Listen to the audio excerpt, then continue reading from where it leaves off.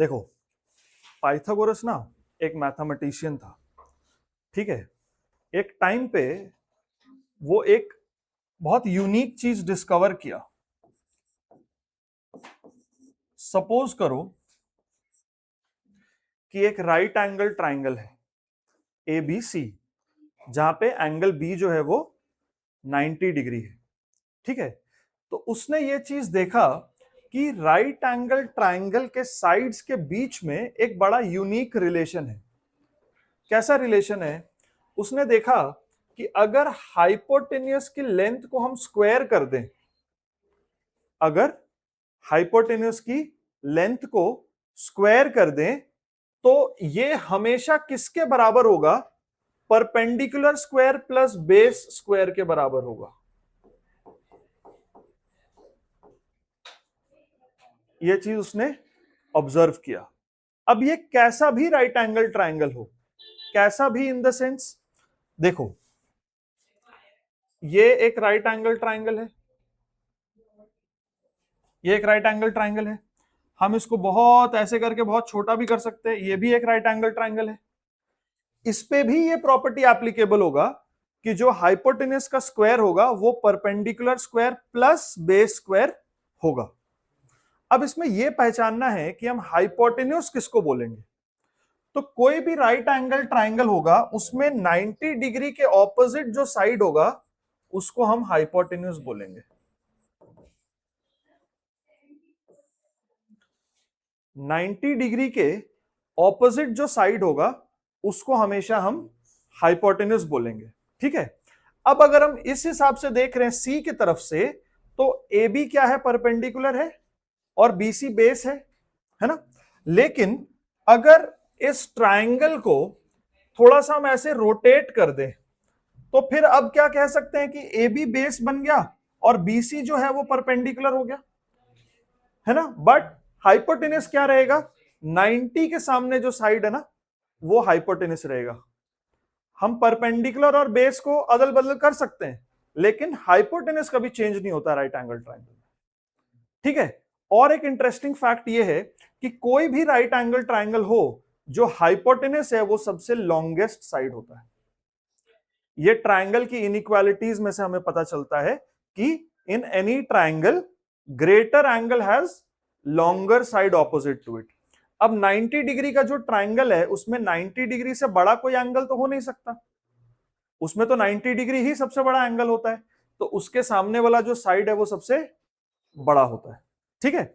अब इस पे क्या आता है देखो, सपोज करो कोई ट्राइंगल ऐसा लिया, ठीक है। ये ले लिया मान लो 3 यूनिट्स, ये ले लिया 4 यूनिट्स, ठीक है। तो जब हम इसको मेजर करेंगे ना तो इसका लेंथ 5 आएगा, ठीक है। अब जरा एक बार चेक करो, जो हाइपोटेन्यूस का स्क्वायर है वो क्या है? 5 स्क्वायर यानी कि 25। परपेंडिकुलर स्क्वायर क्या है? 4 स्क्वायर। बेस स्क्वायर क्या है? 3 स्क्वायर। इसको जब हम ऐड करते हैं 16 और 9 25 आ रहा है 25। तो इसका मतलब ये जो नंबर है 3, 4 और 5, ये ऐसे नंबर्स हैं जो पाइथागोरस के थ्योरम को सेटिस्फाई कर रहे हैं। तो इन नंबर्स को क्या बोलते हैं? Pythagorean triplets. क्या बोलते हैं? Pythagorean triplets. अब सपोज करो हम इस नंबर में इसमें हर एक नंबर को अगर हम डबल कर दें, 3, 4, 5 को अगर हम डबल कर दें और ट्राइंगल हम बना दें 6, 8, 10, तो ये भी पाइथागोरस थ्योरम को सेटिस्फाई करते हैं। देखो अगर हम सबको डबल कर देना तो ये क्या बन जाएगा? 6, 8, 10। तब भी देखो 6 का स्क्वायर प्लस 8 का स्क्वायर, ये क्या होगा? 36 प्लस 64, 100, और 10 का स्क्वायर देखो 100 होता है, ठीक है। अब इसमें एक और बड़ा इंटरेस्टिंग फैक्ट है, ठीक है। सपोज करो a square plus b square is equal to c square, where a b and c are integers, है ना। ऐसे पूरे नंबर सिस्टम में इनफाइनाइट पॉसिबिलिटीज हैं जो a square plus b square is equal to c square को satisfy करते हैं। इनफाइनाइट ऐसे नंबर्स हैं। जैसे एक एक ट्रिपलेट क्या बन गया, देखो दो चीज का पेयर होता है, दो चीज का ग्रुप बनता है उसको पेयर बोलते हैं, तीन चीज का बन रहा है उसको ट्रिपलेट बोलते हैं। ठीक है, तो 3 4 5 8 6 10, इसके अलावा भी बहुत है। जैसे देखो 5 12 और 13, 5 का स्क्वायर देखो 25, 12 का स्क्वायर देखो 144, इसको ऐड किया 169, देखो ये 13 का स्क्वायर है। ठीक है, तो ऐसे इनफाइनाइट ट्रिपलेट्स हैं। लेकिन मजेदार बात यह है कि there is no value for ABC if a to the power n plus b to the power n is equal to c to the power n for n greater than 2। अगर हम power 2 रखते हैं तो infinite numbers हैं जो इस condition को fulfil करते हैं। लेकिन अगर हम 2 के बाद इंफिनिटी तक कोई भी नंबर रख देते हैं पावर में, तो फिर ऐसा कोई भी ट्रिपलेट नहीं बन पाता है, नहीं बन पाता। A cube plus b cube is equal to c cube ऐसा नहीं बनता। जैसे a square plus b square equal to c square बनेगा ना, ए बी सी के इनफाइनाइट वैल्यू हो सकते हैं ना। 3 square plus 4 square is equal to 5 square है, 6 square plus 8 square equal to 10 square है, 5 square plus 12 square equal to 13 square है। ऐसे इनफाइनाइट पॉसिबिलिटीज हैं। लेकिन अगर ये पावर को हम 2 की जगह कोई और नंबर रखें 2 से बड़ा, 3 4 5 6 पावर 7, तब ऐसा कोई भी वैल्यू नहीं है जो एबीसी इस कंडीशन को फिर सेटिस्फाई कर पाएगा। इस कंडीशन को फिर सेटिस्फाई करने वाला कोई नंबर अभी तक नहीं मिला। अगर हम पावर 2 से बढ़ा के कुछ नेचुरल नंबर रख दे, 3 4 5 ऐसा कुछ रख दे। ठीक है, अब देखो इस पे क्वेश्चन कैसे आ सकते हैं। ठीक है, किस तरह के इसमें क्वेश्चन आ सकते हैं।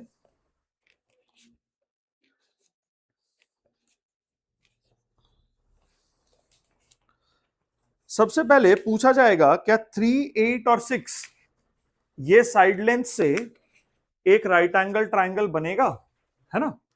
जैसे पूछ लिया 3 सेंटीमीटर 8 सेंटीमीटर और 6 सेंटीमीटर से क्या राइट एंगल ट्राइंगल बनेगा या नहीं बनेगा, है ना।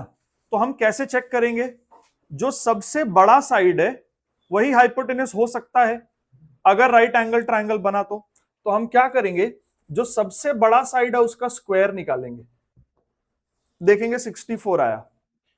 ठीक है, अब बाकी दोनों का जो स्क्वायर्स है उसको ऐड कर देंगे, 3 स्क्वायर प्लस 6 स्क्वायर।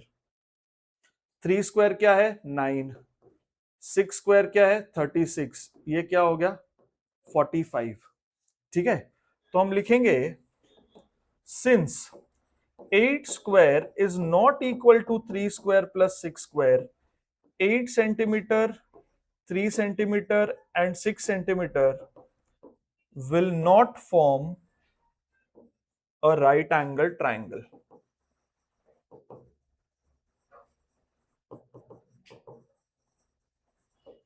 ठीक है, ठीक है, ठीक है ना। तो इस तरह से अगर 3 साइड लेंथ दे दिए और हमें अगर ये चेक करना है कि इसमें राइट एंगल ट्राइंगल बनेगा कि नहीं बनेगा, तो हम ऐसे ही चेक करेंगे। जो सबसे बड़ा साइड लेंथ होगा उसको स्क्वायर करेंगे, स्क्वायर करके देखेंगे कितना आया, फिर बाकी दोनों जो नंबर्स बचे उसको स्क्वायर करके ऐड करेंगे। ध्यान रखना, ऐड करके स्क्वायर नहीं करना है, स्क्वायर करके ऐड करना है ना। तो 3 का स्क्वायर प्लस 6 का स्क्वायर, ये हो गया 9 प्लस 36 यानी कि 45। देखो सेम नहीं आया, इसका मतलब 3 सेंटीमीटर 8 सेंटीमीटर और 6 सेंटीमीटर से कभी भी राइट एंगल ट्राइंगल नहीं बन सकता। ये टाइप का क्वेश्चन हो गया, कर पाओगे। ठीक है, उसके बाद सेकंड क्वेश्चन क्या बोल रहा है, देखो एक वॉल है,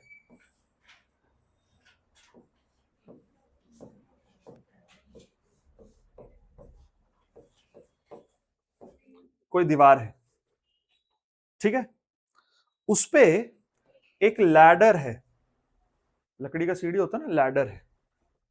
ऐसे करके लैडर रखा हुआ है, ठीक है। Foot of a 10 metre long ladder leaning against a vertical wall is 6 metres away from the base of the wall. ये फुट ऑफ द लैडर है और ये लैडर बोल रहा है कि 10 मीटर लंबा है। ये लैडर का फुट है, ये लैडर का टॉप है ना, ये वॉल का बेस है। वॉल का बेस तो ये है ना। क्वेश्चन बोल रहा है कि जो लैडर का फुट है it is 6 metres away from the base of the wall. Ladder का फुट कहां है? 6 metres away from the base of the wall. Question पूछ रहा है how high is the wall, ये वॉल का हाइट क्या है ना। मान लेते हैं कि वॉल का हाइट जो है वो x है, ठीक है। लेट हाँ इसमें तो उसी से निकलेगा ना, नहीं हमें करके दिखाना पड़ेगा, ठीक है। अब देखो ये तो 8, 6 और 10 बड़ा कॉमन ट्रिपलेट है, याद हो जाता है, ठीक है ना। 3, 4, 5 याद हो जाता है, लेकिन कभी भी एग्जाम में क्वेश्चन आता है तो मेरे को पूरा सॉल्व करके दिखाना होता है, नहीं तो फिर ऐसे डायरेक्टली लिखने के मार्क्स नहीं मिलेंगे। So let the height of the wall be x metres. मान लो कि हाइट ऑफ द वॉल क्या है, x मीटर का है, ठीक है। तो यहां पर राइट एंगल ट्राइंगल है ना, फ्लोर और वॉल परपेंडिकुलर होते हैं, है ना। तो अकॉर्डिंग टू पाइथागोरस थ्योरम, पूरा लिखना होगा, according to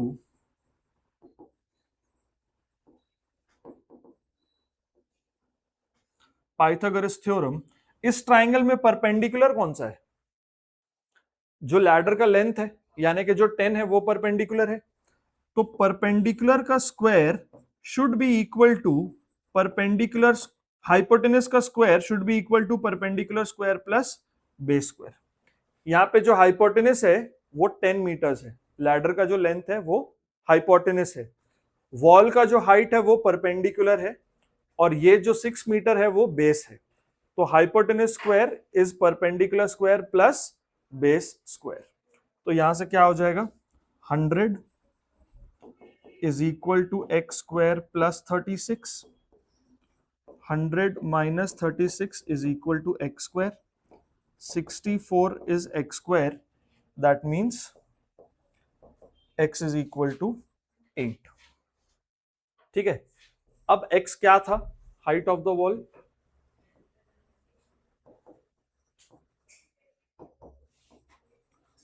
height of the wall is 8 metres, ठीक है।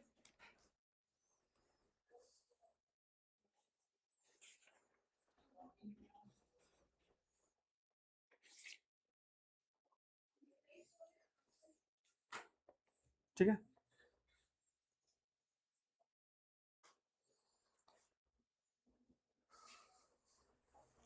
देखो क्वेश्चन नंबर 3,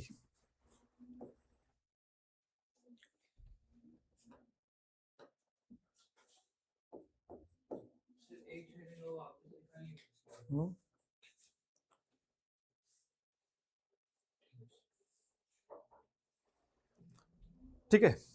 अब थर्ड वाले में क्या कह रहा है, देखो, a guy attached a wire 24 metre long to a vertical pole of height 18 meters and has a stake attached to the other end। देखो ये वर्टिकल पोल है, ये वर्टिकल पोल है जिसका हाइट है 18 मीटर्स, ठीक है। और एक बंदे ने क्या किया, 24 मीटर्स लॉन्ग वायर जो है वो यहां पर अटैच किया, ठीक है। और इसके दूसरे एंड में स्टेक है, ठीक है। अब क्वेश्चन कह रहा है कि ये स्टेक को कितनी दूरी पे लगाए so that the wire is taught. इसका मतलब क्या है,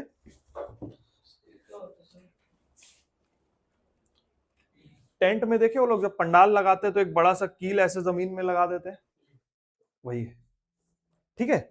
और वायर इज टाउट मतलब जैसे ये वायर है ना, तो ये बिल्कुल ऐसे स्ट्रेट रहना चाहिए, ऐसे लटका हुआ नहीं रहना चाहिए। अभी देखो ये वायर लटका हुआ है, ऐसे है ना। अब अगर स्ट्रेट रहेगा तो ये डिस्टेंस एकदम सीधा होना चाहिए, नहीं तो ये दो पॉइंट्स के बीच में तो डिस्टेंस कम ज्यादा हो सकता है अगर वायर लटका हुआ रहेगा। तो वायर इज टाउट, ठीक है। मतलब यहां से अगर वो वायर लगा रहा है तो उसको वायर ऐसे लटका के नहीं लगाना, उसको ऐसे पूरा खींच के वायर लगाना है, समझ गए? तब ना परफेक्ट ट्रायंगल बनेगा, ठीक है। अब देखो यहां पर ये हो गया राइट एंगल और ये हो गया डी। मान लो उसको जो स्टेक लगाना है डी मीटर्स दूर लगाना है from the base of the pole, ठीक है। Let the stake be attached at d meters from the base of the pole। अब देखो राइट एंगल ट्रायंगल पूरा बन गया, पिक्चर क्लियर हो गया, ठीक है। तो बाय पाइथागोरस थ्योरम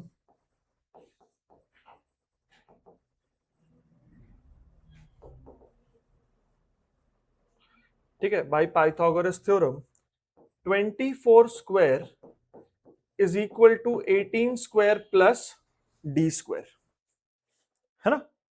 24 इसका हाइपोटेनस है, 24 square is equal to 18 square plus D square. देखो 24 का स्क्वायर कितना है 576, 18 का होता है 324,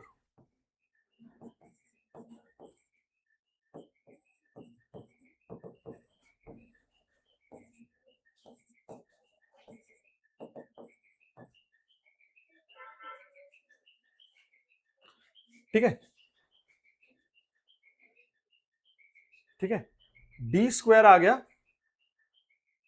252, तो डी क्या होगा स्क्वायर रूट ऑफ 252, ठीक है। कैलकुलेट करो कितना आएगा ये, 16 का 256 होता है,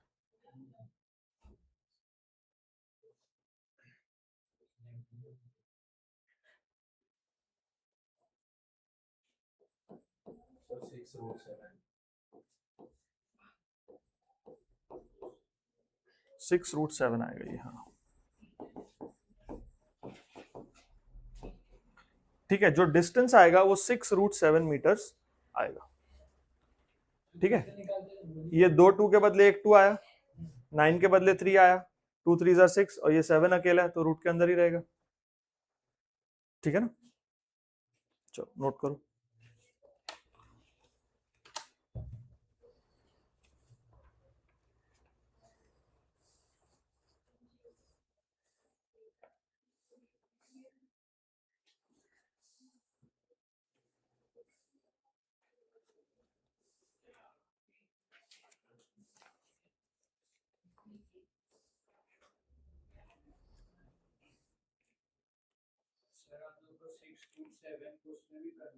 नहीं नहीं नहीं,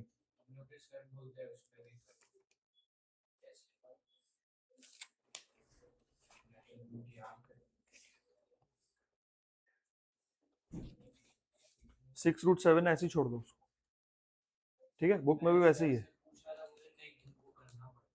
ठीक है। बोलो टाइम होगा तो कर देंगे सर, लास्ट में टाइम बचेगा तो कर देंगे, यहां तक छोड़ दो, ठीक है, ठीक है, एकदम बेफिक्र। चलो नेक्स्ट वाला क्वेश्चन नंबर 4। देखो कभी भी जब तुम देखो कि मेरा सम पूरा बन गया है और लास्ट का थोड़ा कैलकुलेशन पार्ट रह गया है, अगर सफिशिएंट टाइम है तो ही उसमें इन्वेस्ट करो, नहीं तो थोड़ा सा स्पेस छोड़ दो और बाकी के क्वेश्चन कर लो, ठीक है ना। क्योंकि अगर मान लो पूरा क्वेश्चन सही है, लास्ट का एक आध स्टेप है, तो क्या होगा, ज्यादा से ज्यादा 1 नंबर कटेगा, ठीक है। लेकिन अगर लास्ट का कैलकुलेशन करते करते 4-5 मिनट अगर वेस्ट हो गए तो 4-5 मिनट में मेरा 4 नंबर का दूसरा क्वेश्चन बन जाता है, ठीक है। तो वो चीज का हमेशा ध्यान रखना, कहीं भी अगर लगे कि अब थोड़ा सा डिफिकल्ट हो रहा है तो थोड़ा स्पेस छोड़ो और आगे करो, ठीक है, जब लास्ट में टाइम बचेगा तो उसको हम लोग देख लेंगे क्या करना है। ठीक है, चलो क्वेश्चन नंबर 4 में लिखा है two poles of height 6 metre and 11 metre stand on a plane ground. ये प्लेन ग्राउंड है और इस पे दो पोल हैं, एक 6 मीटर का, एक 11 मीटर का। ये 6 मीटर का पोल है, ये 11 मीटर का पोल है। ठीक है, distance between their feet is 12 metre. तो ये पोल्स का फीट है, ये जो डिस्टेंस है ये 12 मीटर है। ठीक है, find the distance between there tops. इसके टॉप के बीच में क्या डिस्टेंस है ये पता करना है हम लोग को, ये डिस्टेंस पता करना है। ठीक है, अब इसका क्या प्रोसेस है समझो। सबसे पहले let A B be the pole 6 metre long and C D be the pole 11 metre long. ऐसे डायग्राम बना के लिख दो। ठीक है, let A B be the pole 6 metre long and C D be the pole 11 metre long. तो BD जो है distance between the two poles ये 12 मीटर है। ठीक है, अब यहां पर देखोगे तो अभी कोई राइट एंगल ट्रायंगल ऐसा बनता हुआ नहीं दिख रहा है। यहां पर राइट एंगल है लेकिन ऐसा कुछ डायग्राम में ट्रायंगल नहीं बना है। तो हम क्या करेंगे, हम इसको ज्वाइन करेंगे। पहले इस पॉइंट को मान लेते हैं P। Draw AP perpendicular to CD। ऐसा लिखना। क्या किया हम, draw AP perpendicular to CD। ठीक है, क्या किए हैं, draw AP perpendicular to CD। अब देखो यहां पे दिख रहा है कि राइट एंगल ट्रायंगल तो बना, ये CAP राइट एंगल ट्रायंगल तो बना, जिसमें अगर BD 12 है तो AP भी 12 होगा, क्योंकि ये तो रेक्टेंगल है ना, ये तो रेक्टेंगल है। तो अगर ये 12 है तो ये भी 12 होगा। ठीक है, AP is same as BD which is 12 metre. ठीक है, अब देखो क्या हम CP पता कर सकते हैं। क्या हम लिख सकते हैं कि जो CP का लेंथ है वो CD माइनस PD है। ये CD है पूरा का पूरा 11 मीटर, उसमें से PD को माइनस कर देंगे तो ये वाला CP बच जाएगा। अब ध्यान से देखो, CD तो पता है कि 11 मीटर है, लेकिन ये PD कितना है, PD उतना ही होगा जो AB है। यहां पे हम लिख देंगे PD is equal to AB। ठीक है, PD AB दोनों सेम ही होगा, तो ये भी 6 होगा। अब CP क्या आ गया, 11 माइनस 6 दैट इज 5 मीटर्स, तो ये आ गया 5, है ना। अब जो ट्रायंगल हम लोग देख रहे हैं उसके हम लोग को साइड्स के बारे में पता लग गया। एक साइड है इसका 12, एक साइड है इसका 5 और हाइपोटेनस है D जो हम लोग को खोजना है। ठीक है ना, लिखते हैं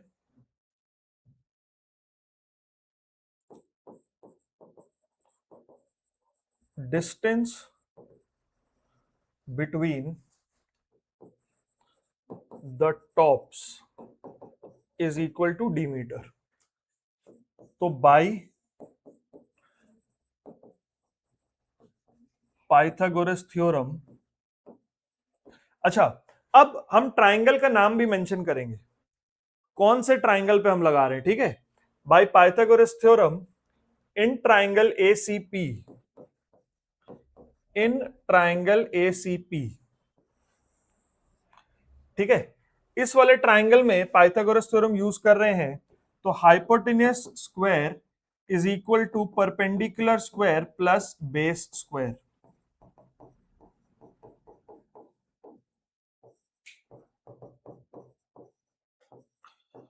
तो डी कितना आ गया 13 मीटर्स। इसका मतलब दोनों टॉप्स के बीच का जो डिस्टेंस है वो कितना है 13 मीटर्स है। ठीक है ना, चलो नोट कर लो इसको।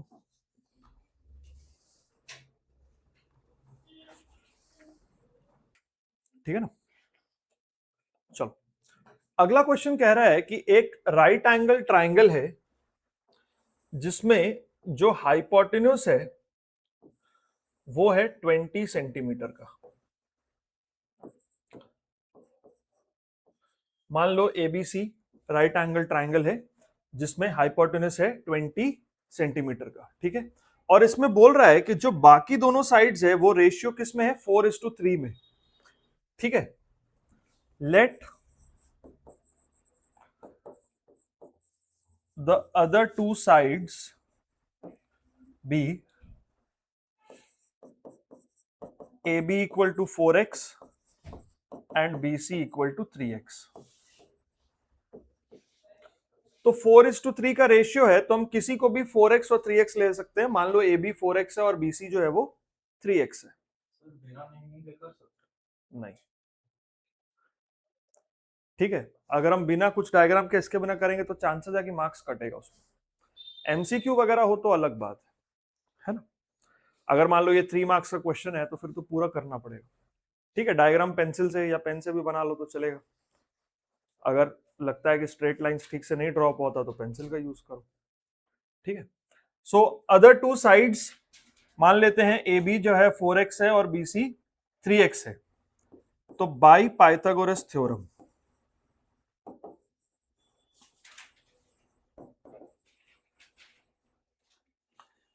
AC square is equal to A B square plus B C square.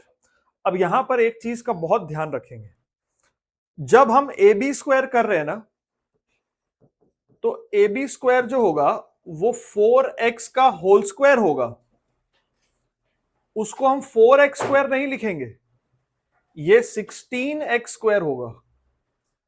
ये ध्यान रखना, 4x का जब होल स्क्वायर होता है ना तो वो 4x स्क्वायर नहीं होता, 4 का भी स्क्वायर और x का भी स्क्वायर होता है। 4x स्क्वायर का मतलब अलग है और 4x का होल स्क्वायर उसका मतलब अलग है।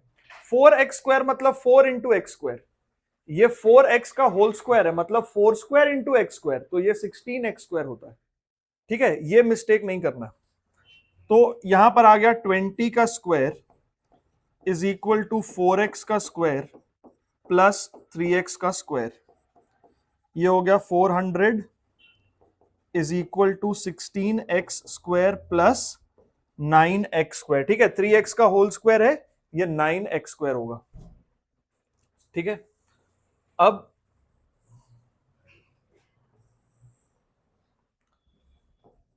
Four hundred is equal to 16x square plus 9x square is 25x square. तो 400 को 25 से डिवाइड करते तो 16 आता है, तो x स्क्वायर आया 16, तो x का वैल्यू क्या है 4। x का वैल्यू 4 है तो साइड ए बी कितना होगा, ए बी है 4x यानी कि 4 इंटू 4 16 सेंटीमीटर, और BC है कितना 3x यानी 3 इंटू 4 12 सेंटीमीटर। ठीक है, अब यही क्वेश्चन को थोड़ा सा अगर लेंदी करेगा तो इसमें पूछेगा what is the perimeter of triangle, what is the area of triangle. तो जब मेरे को ट्राइंगल के तीनों साइड पता चल जाएंगे तो फिर एरिया और पेरीमीटर निकालना कोई डिफिकल्ट नहीं है। ठीक है, अगर यही मान लो थोड़ा सा एक्स्ट्रा अगर क्वेश्चन पे ऐड किया जाए एक नंबर और देने के लिए, तो फिर लास्ट में पूछ लेगा what is the perimeter of the triangle या what is the area of triangle. ठीक है, तो बस ये ध्यान रखना, पेरीमीटर और एरिया के लिए हम लोग को साइड्स पता होने चाहिए। साइड्स कैसे पता लगेंगे, यहाँ पे राइट एंगल है तो पाइथागोरस थ्योरम लगाना है। ठीक है, चलो अगला क्वेश्चन, वही पाइथागोरस का यूज करके। हाँ diagonal is equal to square root of length square plus breadth square. ठीक है, ये क्लियर है ना? चलो अब देखो नेक्स्ट क्वेश्चन।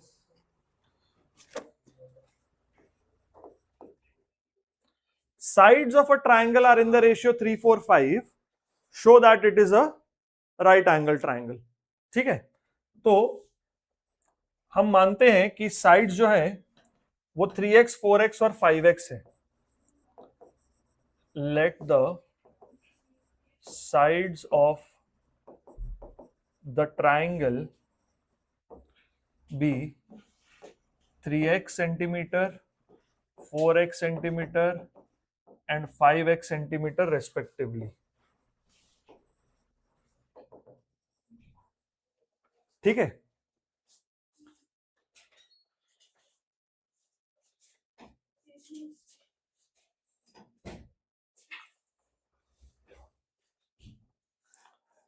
ठीक है, अगर सेंटीमीटर या मीटर नहीं लेना तो हम कुछ यूनिट्स भी ले सकते हैं, बिकॉज ऐसा कुछ दिया नहीं है इसमें।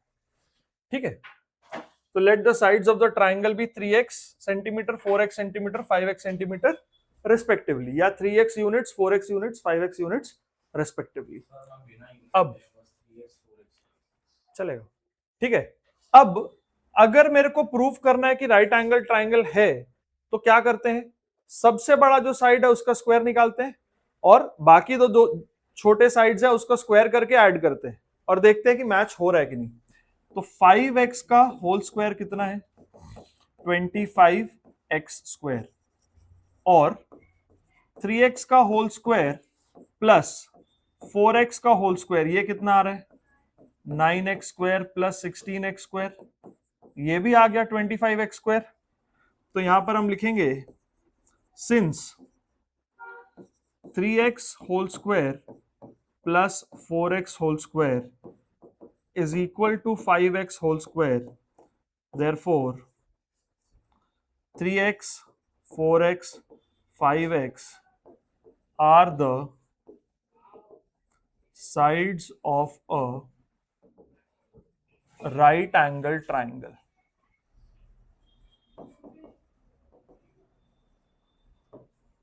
ठीक है, तो अगर मेरे को प्रूफ करना है कि ट्राइंगल राइट एंगल है तो उसके साइड्स पे हम चेक करेंगे कि पाइथागोरस थ्योरम एप्लीकेबल है या नहीं। ठीक है,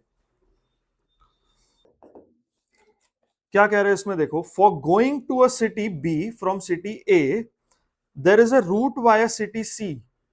मतलब सिटी बी अगर मेरे को जाना है सिटी ए से लेकर के, तो एक रास्ता है जो सिटी सी से होके जाता है, वाया मतलब वहां से होके जाता है। ठीक है, such that A C is perpendicular to C B.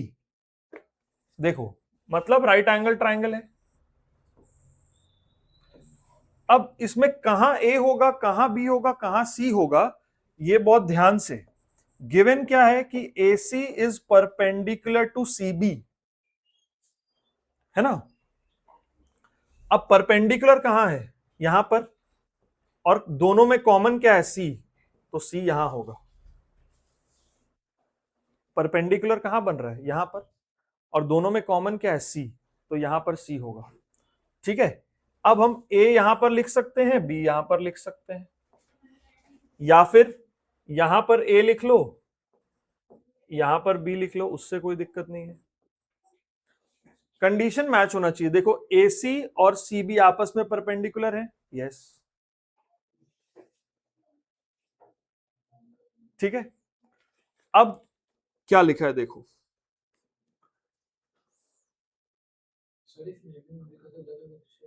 तो अगर हम एबीसी गलत लिख दे फिर तो डायग्राम ही गलत हो गया, फिर तो आंसर गलत ही आएगा। क्वेश्चन पढ़ो ना, for going to city B from A there is a route via सी।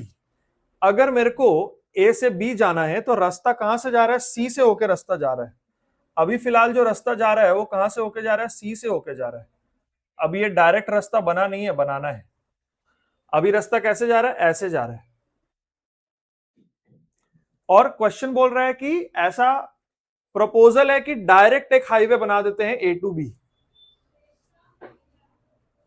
ठीक है, देखो फिर से पढ़ो, from going to city B from A there is a route via city C. अगर हम सिटी बी तक जाना चाहते हैं फ्रॉम ए, तो एक रास्ता है जो सी से होके जाता है, तो हमको बी से बी तक पहुंचना है ए से, तो रास्ता कहां से जाता है? सी से होके जाता है, ठीक है। Such that A C is perpendicular to C B. देखो ये ए सी और ये सी बी परपेंडिकुलर है आपस में।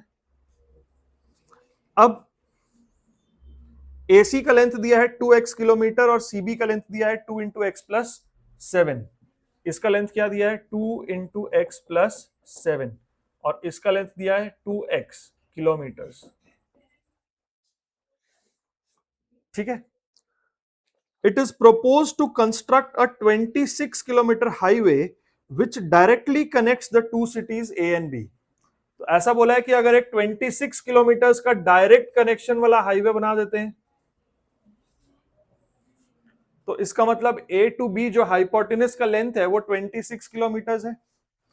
अब क्वेश्चन क्या पूछ रहा है? Find how much distance will be saved for reaching B from A after the highway is constructed. अब एक चीज देखो, डायरेक्ट अगर हम जाएंगे तो वो रास्ता सबसे छोटा होगा, पहले यहां जाएंगे फिर ऐसे घूम के जाएंगे, तो ये रास्ता लंबा है। ऑब्वियसली 2 पॉइंट्स तक जाना है तो स्ट्रेट लाइन जो है वो शॉर्टेस्ट होता है ना। तो क्वेश्चन पूछ रहा है कि अगर ये हाईवे बन जाता है तो कितना डिस्टेंस सेव होगा। तो इसके लिए पहले हम लोग को ये दोनों साइड्स का पता करना होगा कि ये कितना है, ठीक है। तो according to Pythagoras theorem,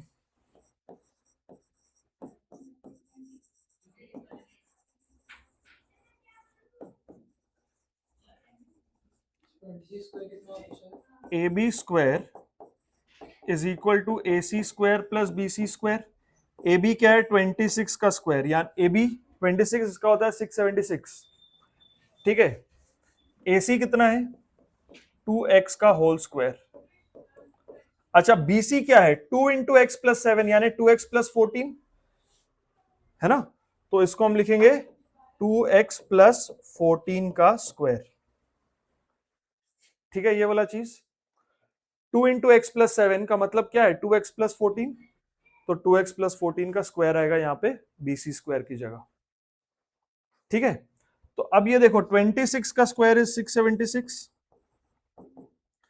2x का होल स्क्वायर क्या बन गया? 4x स्क्वायर, प्लस यहां पे क्या होगा?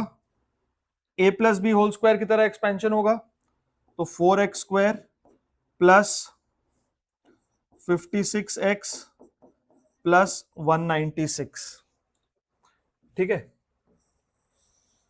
अब देखो कितना आ रहा है? 676 माइनस 196, या फिर इसको हम ऐसा लिखते हैं, क्वाड्रेटिक बना लेते हैं directly. 0 is equal to 8x square plus 56x, ठीक है, माइनस 676 और 196, क्या आ रहा है डिफरेंस इसका? 480, ठीक है। अब क्या करते हैं? इस पूरे इक्वेशन को 8 से डिवाइड कर देते हैं। जब 8 से डिवाइड करेंगे तो 0 बाई 8 0 हो गया, यहां पर आ गया x स्क्वायर, यहां आ गया 7x, यहां आ गया 60, ठीक है। अब इसको मिडिल टर्म से करते हैं, ये होगा x square plus 12x minus 5x minus 60, तो x कॉमन ले लिए, x प्लस 12 माइनस 5 यहां से ले लिए, x plus 12, x plus 12 into x minus y. तो या तो x प्लस 12 होगा 0, या तो x माइनस 5 0 होगा। इसका मतलब या x का वैल्यू माइनस 12 है या x का वैल्यू 5 है। अब देखो क्वाड्रेटिक से तो x का 2 वैल्यू आया, लेकिन अगर हम x का माइनस 12 वैल्यू ले लेते हैं तो डिस्टेंस यहां पर क्या? माइनस 12 इंटू 2 माइनस 24 किलोमीटर तो हो नहीं सकता। डिस्टेंस, लेंथ, ये सब तो नेगेटिव नहीं होता है। इसका मतलब हम नेगेटिव नंबर को इग्नोर करेंगे, सिर्फ 5 को लेंगे, ठीक है। तो यहां पे रीजन भी लिखना होगा, distance cannot be negative.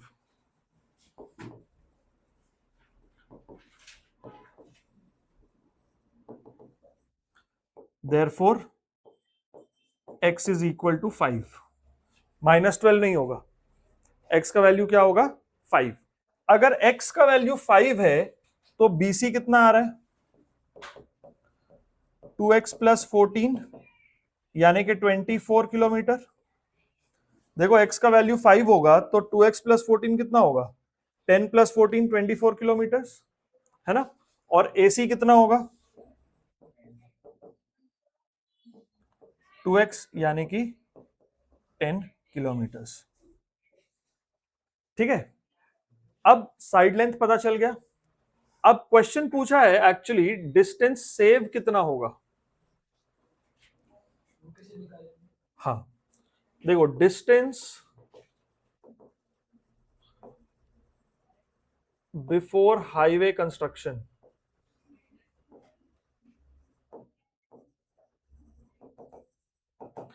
पहले अगर मेरे को A टू B जाना होता था तो कैसे जाते थे? A to C plus C to B। जब हाईवे नहीं था तो AC प्लस CB ऐसे जाना पड़ता था। तो AC कितना है? AC आया 10 और ये आया 24 यानी कि 34 किलोमीटर। ठीक है,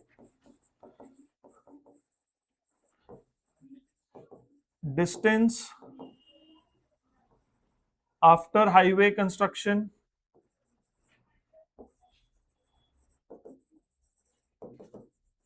अब डायरेक्ट एसी कितना है? 26 kilometre. Therefore distance saved is equal to 34 minus 26 which is 8 kilometre. मतलब 8 किलोमीटर का डिस्टेंस जो है वो सेव होगा डायरेक्ट यहां से जाने में।